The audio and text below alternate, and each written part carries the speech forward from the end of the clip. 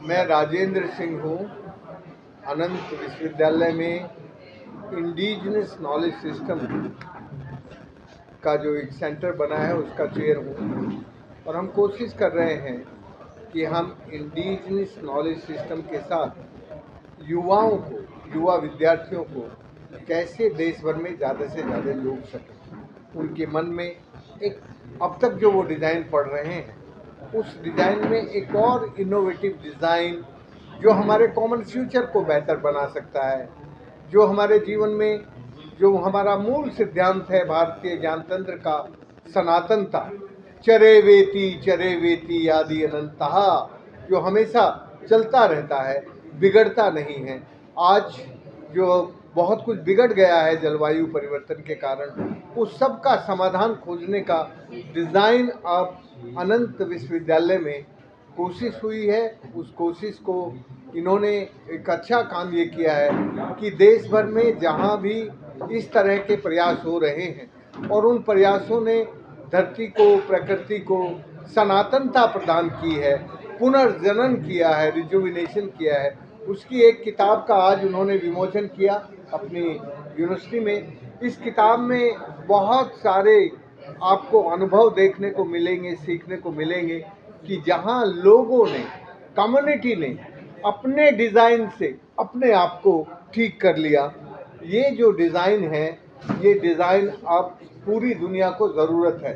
पूरी दुनिया में अब यही डिज़ाइन चलेगा जिससे रिजुविनेशन होता है। अभी तक हम विकास पढ़ते थे, अब हम रिजुविनेशन पढ़ेंगे, क्योंकि विकास ने हमारी बुद्धि का विस्थापन किया है, हमारा बिगाड़ किया है, और एक तरह से बहुत हम बाढ़ और सुखाड़ के विनाश की तरफ बढ़ गए।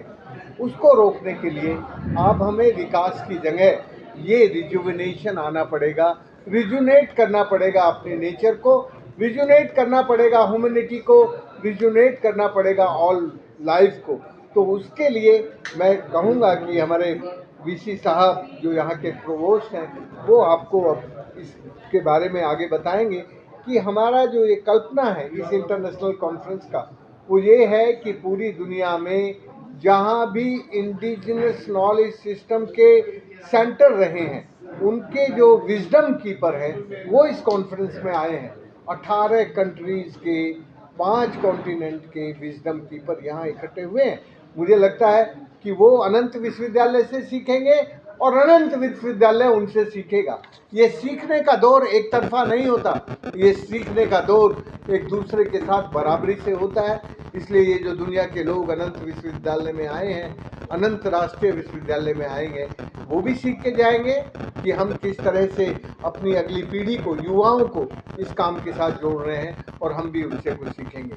बस मुझे इतना ही कहना था। तो ये बहुत बड़ी आवश्यकता है आज के दिन में कि हमारी नई पीढ़ी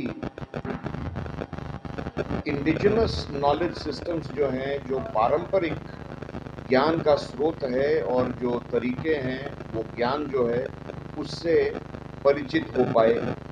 पुरानी एक जो सोच रही है वो ये कि इंडिजिनस नॉलेज सिस्टम जो हैं, पारंपरिक प्रयोग या जो काम इस्तेमाल हम लोग करते हैं अपने जीवन में, उनमें विज्ञान की बुनियाद नहीं होती है, जो गलत मान्यता है।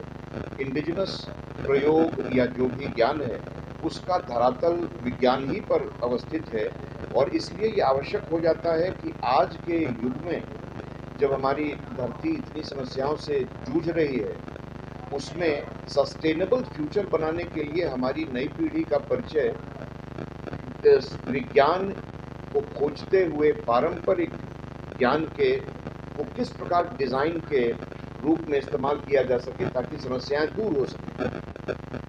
तो इसी औचित्य से, इसी उद्देश्य से हम लोगों ने ये सोचा कि दुनिया भर से, जैसा कि बताया गया, 18 देशों से यहाँ पर ये एक्सपर्ट्स जिन्होंने आध्यात्म और विज्ञान दोनों के प्रयोग से पृथ्वी को बचाने की कोशिश की है, वो यहाँ एकत्रित हुए हैं।